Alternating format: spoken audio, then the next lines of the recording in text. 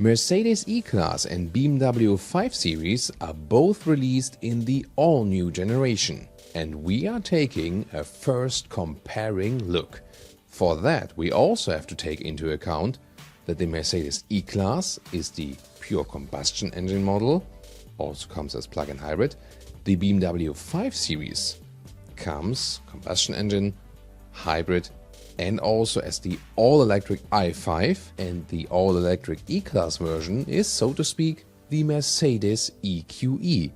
And that's why we basically have three models here in our first comparison look.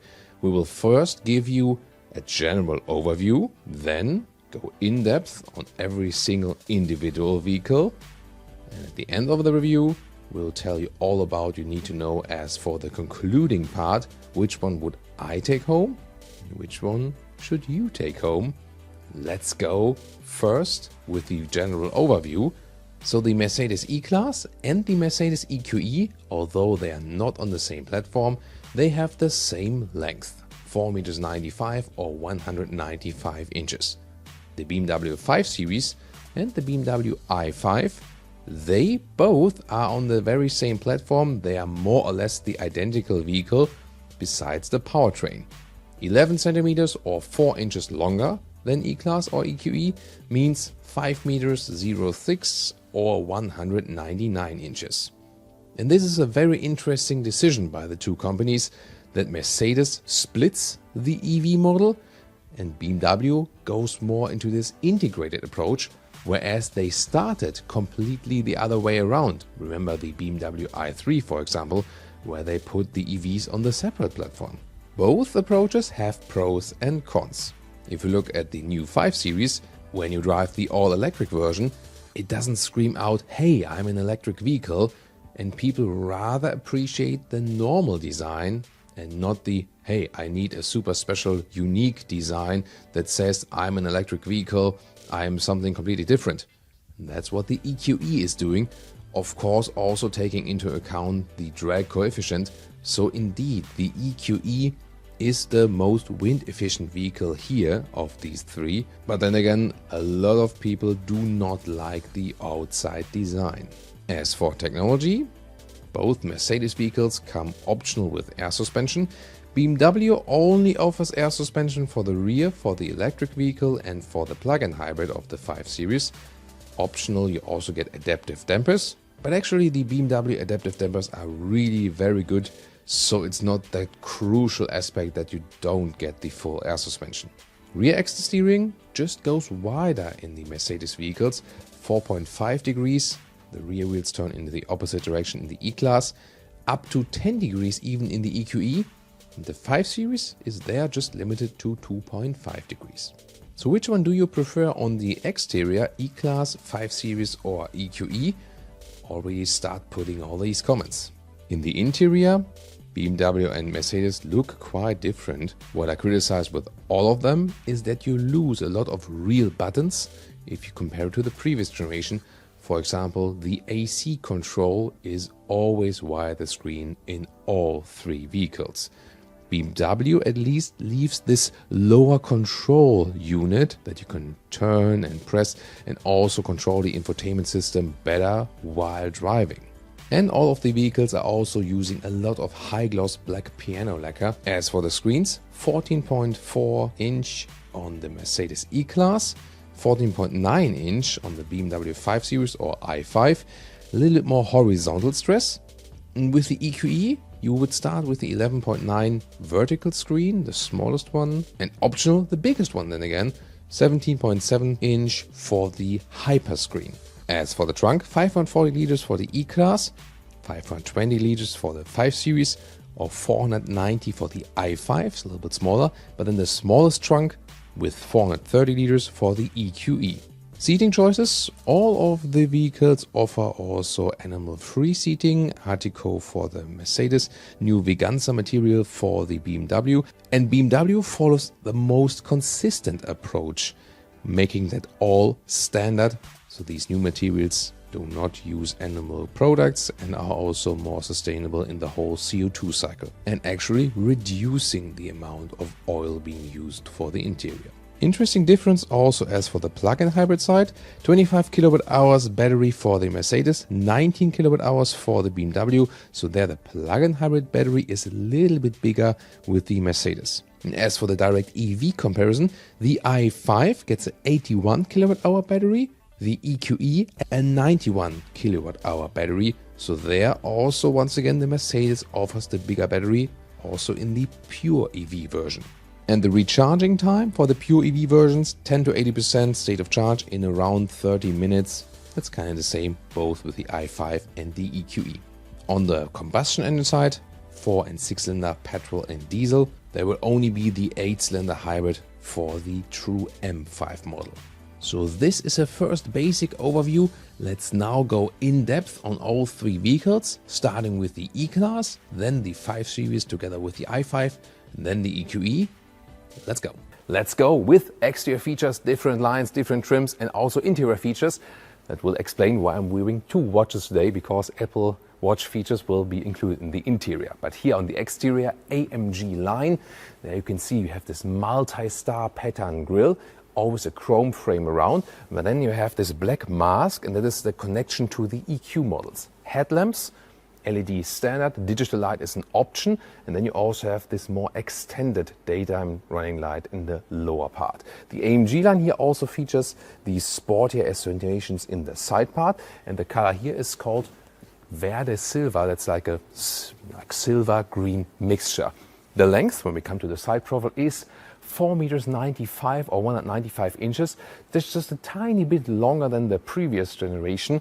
And that mostly went into the wheelbase, that you have a little bit more legroom in the rear. Will this work? We will find out. 20-inch wheels we have here. 21-inch would be the biggest size available. Here we can see we have a night package that makes the frames around the windows all in black, and also here the side mirror caps. Here in the AMG line front grille, I think somehow fits a little bit better to the AMG line, doesn't it? Towards the rear we can see the rear lamps are already beginning right here, and we have an interesting new signature. This will be the same no matter which trim you pick. Once again, the chrome stress here. And in the lower part, is that a case for the Autogefuhl fake exhaust police?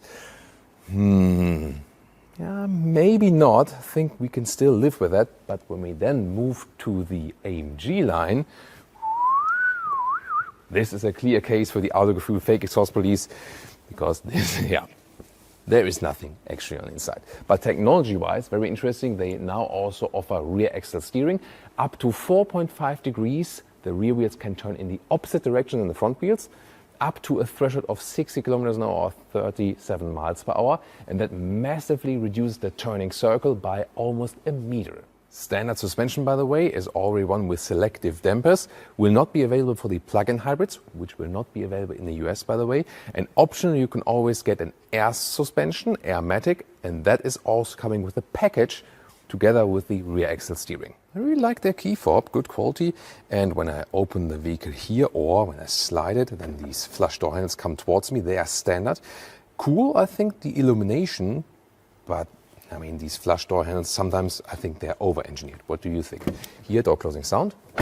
Sounds really nice. Love that. Then inside of the doors, also looks like good build quality. Just here, a lot of high-gloss black piano lacquer. And these controls here don't have a haptic feedback anymore, like in the new C-Class or S-Class. I think that's a step backwards if you compare the previous generation. Optional 15-speaker Burmester sound system, or Burmester. Then here we can see the new interior here. We have some high-gloss black piano lacquer here, and these new air vents, soon more details to that. This is the AMG line, always connected exterior-interior. AMG line perforation at the side, 2 horizontal spokes. The normal steering wheel would look different. Seating, the thing is that this is the animal skin. You can also get Artico high-grade leatherette in different colors as well. And in Europe, in the AMG line, you also get microfiber at the inside of the seats. But they didn't do too much stress on more sustainable materials as for the seating. Then 1.89 m or 6'2", still leaves some headroom. There is a panoramic roof available. These sliders here are always more complicated.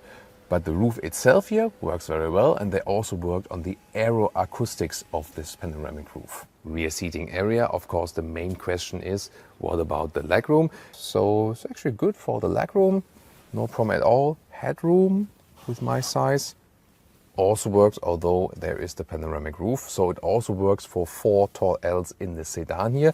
And sitting in the middle part is always somewhat a compromise indeed, as you can see, obviously. Interior cockpit overview. This is the new Mercedes Super Screen. You remember the Hyper Screen that was bigger. Here a 14.4 inch central screen, and then it is a Super Screen when you also have the passenger screen. A base setup would look the same size here, but then would have the decoy element here in the same style as this lower decoy element. I love how they integrate the ambient lighting here around. That's what they can really do. Digital instruments. What you cannot see is the three-dimensional effect that is an option.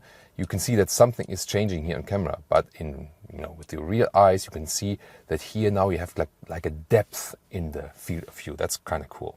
And what you can also do is change the styles. Here more to a classic view. The first one was the sport view, or for example to the car internal GPS. And head-up display, you can also change the view styles for that. On the steering wheel, wait a minute, who's spying on us now? Well, you get this new menu structure, more visible actually. In apps, you find the camera, which is a selfie camera. Hey guys, what's up? And you can also use this one here for video conference calls, for example. And now the solution to the riddle, why I'm wearing the Apple Watch here. It can now receive the Apple Watch data via the smartphone then, and showing, this is a quite high heart rate for me for stationary stuff, because it's really hot in the studio here. This can also lead to some programs that the car suggests, hey, take a break, or I introduce a special AC program and so on. And talking about the AC, there is a special new function, digital vent control. And by that you can automatically adjust the air vents. And if you're really bored, then you can also play some games. For example here, some shuffle puck, but I've already seen Angry Birds is also possible. Now to the trunk area, 540 liters, the same. 370 here for the plug-in hybrid version. So don't be mistaken, the normal combustion engine is deeper than here and would be higher. So the plug-in hybrid here you see is limited in height. And if you want more space, later on there will also be again the estate model. Engines, 2-liter 4 cylinders, petrol and diesel. Based on that also on available markets, the plug-in hybrid models, both for petrol and diesel. And later on, once again, 3-liter 6-cylinder, petrol and diesel. We will keep you updated with this development. Yeah, full of tech, definitely. Do you like it? Tell me in the comments the features you love or maybe you hate. This is the all-new BMW 5 Series. Let's go here with the i5 M60, the sporty version of the all-electric one. And it features the M Sport package and also the M Sport package Pro. That also gives you the black double kidney here, which also is coming here in this illumination, the iconic glow. That's an option. Pretty spectacular, isn't it? Headlamps with a slim daytime running-like integration, also with multiple high beam functions, and the M60 also has these black accentuations all over the vehicle. This cool color here is called Fire Red. Side profile, 1, 2, 3 box design, this rather typical business sedan look. In length, it has slightly been increased by 10 centimeters or 4 inches, now at 5 meters 06 or 199 inches. Wheels, 18.2, maximum 21 inch. These are the biggest available in this M style. Rear design, again, it's always the same, no matter if you go all electric or in the combustion engine side. And I think it's cool that you have the same look all across the vehicle. And I think here, really horizontal slim stress looks really cool. The M60 version, once again with sportier diffuser-alike accentuations in the lower part. Ooh, now we made it a little bit darker for you to see the turn indicators. Really widely drawn, good to see, and looks cool, doesn't it? And in front you see this pulsing effect like a heartbeat. When you hit it on the interior here, you have this show effect also across the cockpit. Wow. Does the i5 have a frunk? It doesn't, but it has a very nice M engine cover right here. Here the electric version, either as rear-wheel drive as an entry version or all-wheel drive models, also counts for the M60, and that is then the quickest overall, 3.8 seconds to 100 kilometers an hour or 62 miles an hour. Plug-in hybrid, 4 or 6 cylinder petrol as base, also pure 4 or 6 cylinder petrol engines as we know from BMW, just that the 6 cylinder petrol engine will not be available in the EU. Diesel side, also 4 and 6 cylinders. And probably a V8 plug-in hybrid for the M5. Recharging for the i5, 11 or 22 kilowatt AC, 205 kilowatt DC. And that means a quick charging from 10 to 80% state of charge in around 30 minutes. And here we have a different color for you in Brooklyn Gray. It's one of my favorite colors, I really love it. Pretty cool, isn't it? And this one here in Sophisto Gray without the M Sport pack. So this would be a base 5 Series. In this case, it's also the plug-in hybrid. Key fob here with the M colors. And then the door handles still come towards you. So there's like a physical feedback. Door closing sound is decent. Nothing special though. And inside of the doors, nice soft materials, for example here, also at the top, and the integration of the ambient lighting is already here. Let me directly take a test seat in there. With a 189 or 6'2", there is still some headroom left, and there will be different panoramic roofs available. This one here is the one that goes all the way through, with a shade you can also put there. On the US market, you will also get a smaller one that you can open, or optional this one. What do you think about the door handle from the inside with this opening to the bottom part? I think it's actually quite handy, so why not? Feels good. And these new seats are not only available with seat heating, but also with seat cooling. Steering wheel is usually also animal-free, unless it is this one, the optional M steering wheel, which comes with the M Sport package, and then it has the additional spoke there too. Interior cockpit overview, a lot of ambient lighting integration and this curved screen layout. 2 single screens, these are then. I'm glad we still have some real physical buttons, for example here at the steering wheel for the cruise control, and also on the right side where we can control the digital instruments. And there, for example, you can change the whole layout of the digital instruments. You can also get a head-up display with different views available. So tell me, which ambient light color would you actually set in the BMW 5 Series? Either this individual thing, or you go to the My Modes selection. For example, when you go to the sports mode, it changes to red, or this efficient mode changes to blue, and also how it builds up there. That looks always pretty amazing. Expressive, you hear it also that the roof also goes open. Relax would be the other way around. Now the roof closes again. That's why you hear the audio of the roof closing, or digital art. It goes all the way close and open with the roof when you switch it through that quickly. Infotainment system OS 8.5 with this new home screen. The car internal GPS is actually also quite responsive, so very quick system.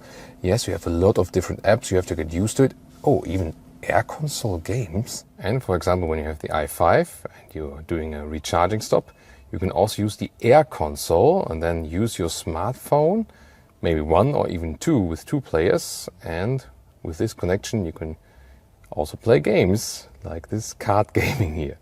Other than that, wireless Android Auto or Apple CarPlay.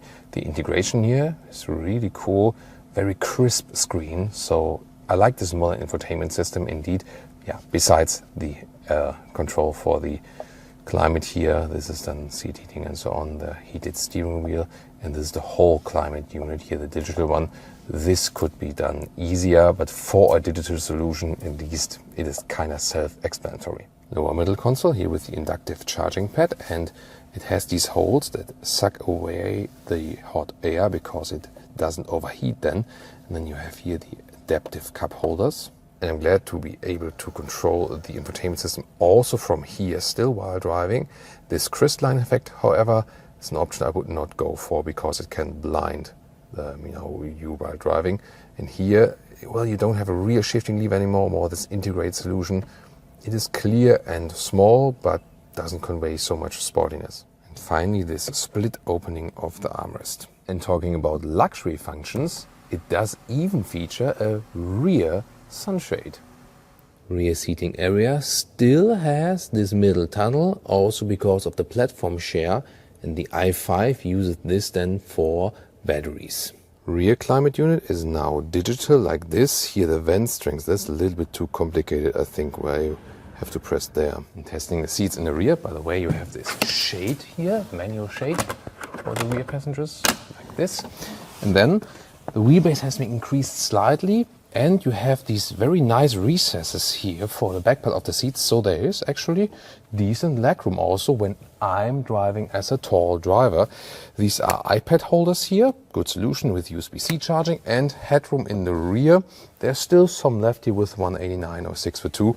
Overall, quite decent comfort for the rear passengers, so this is also a step forward. Funny, by the way, this additional oh, the small shade here for the rear for the secondary window. Trunk or boot area, 520 liters for all versions except the i5 here at 490 liters.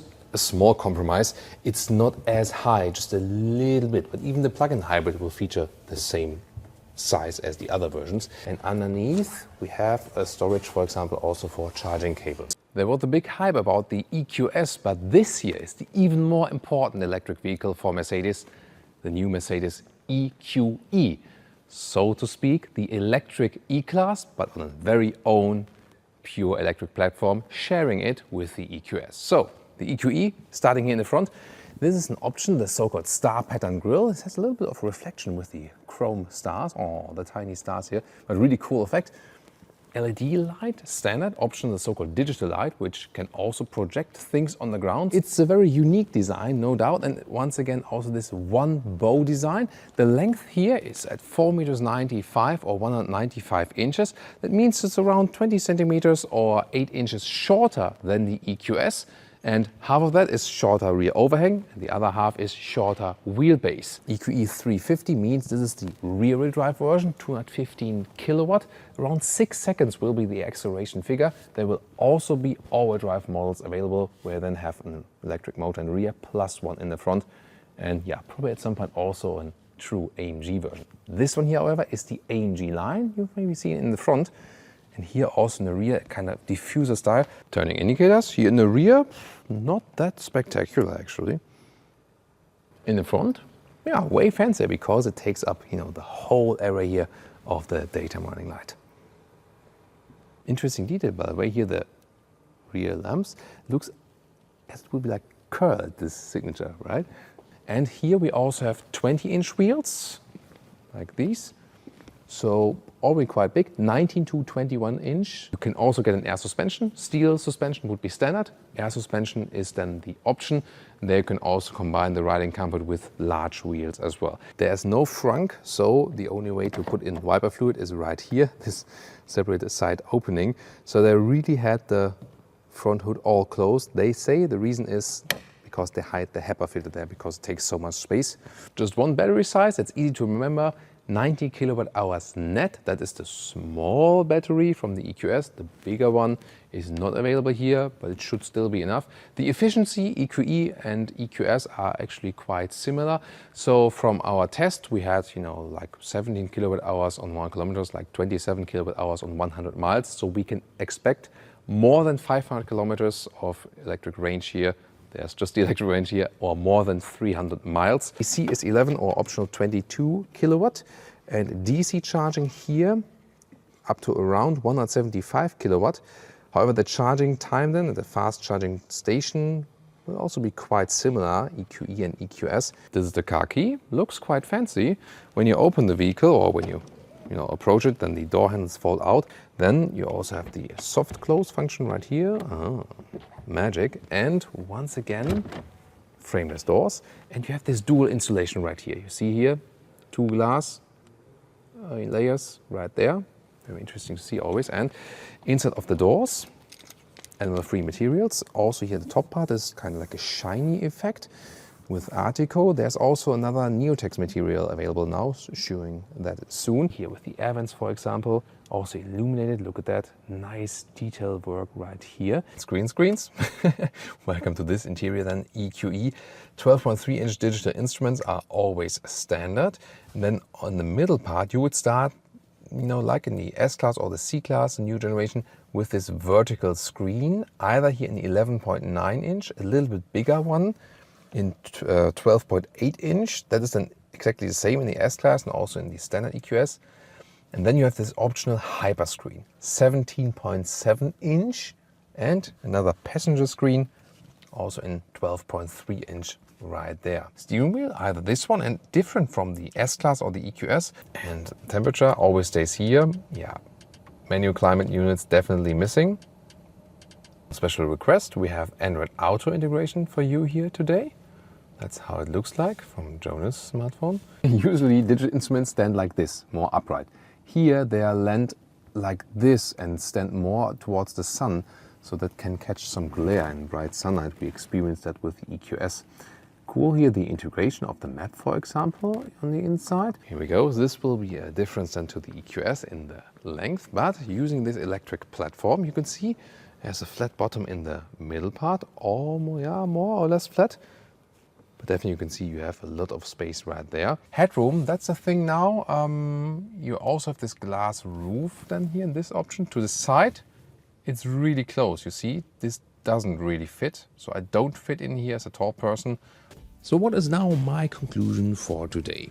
Of course, they both come very close in the performance figures, in the pricing and so on. They are very, very close competitors.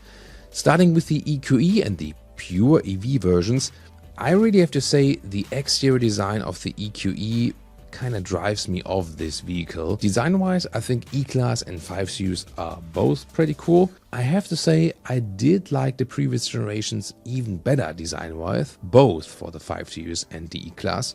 And then if you find the E-Class or the 5 Series more beautiful, yeah, I think totally personal preference. But I haven't found so many people that actually prefer the EQE design-wise. What about you? Interior styling I find best with the BMW, because even though you lose some real buttons, it is still somewhat most intuitive and you have some more real buttons left than in the Mercedes. And also the infotainment is a little bit quicker and better to control. Plus you still have some hotkeys in the lower console area and this turning pressing knob. Also, the interior build quality and the materials being used are definitely better in the BMW now. Furthermore, I felt that the seating comfort is also better in the BMW interior. Some of the technology features like the better rear axle steering, optional air suspension for both axles, bigger batteries for plug-in hybrid and the pure electric version, that actually is better with the Mercedes vehicles. So there will be two decisions now. First, between the pure electric versions, so BMW i5 versus Mercedes EQE, and the second decision, if it goes combustion engine or plug-in hybrid, Mercedes E-Class or BMW 5 Series. As for the decision BMW i5 versus Mercedes EQE, I have to say the exterior design really plays a big role in that. That's the reason number one. And the reason number two is the seating comfort and the space being available. And I found that the seating comfort in the BMW i5 is way better than in the Mercedes EQE.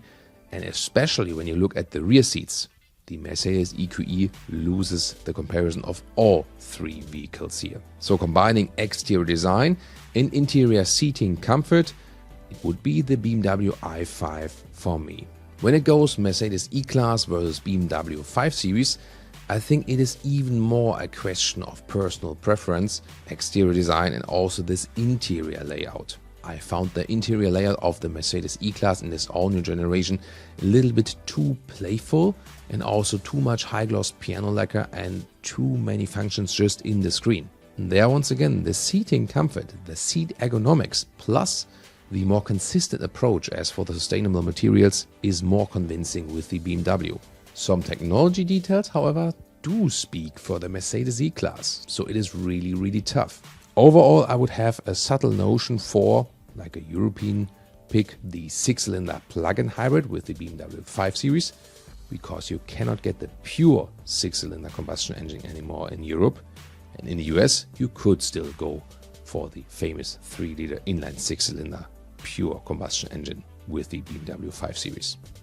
And the last question, should you go EV yet or not? To me, it's always a question of charging infrastructure and driving profile. So if you have a charging station at home and you can also rely on good fast chargers on your normal commuting ways, well, then EV is no problem.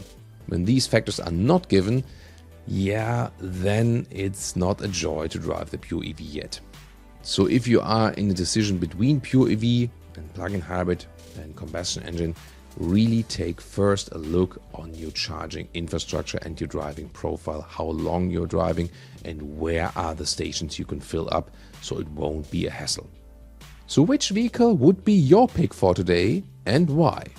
Which one would you pick between E-Class and 5 Series? And which one would you pick between BMW i5 and Mercedes EQE? Tell us in the comments. The next step for us will be driving the all-new E-Class and the all-new BMW 5 Series.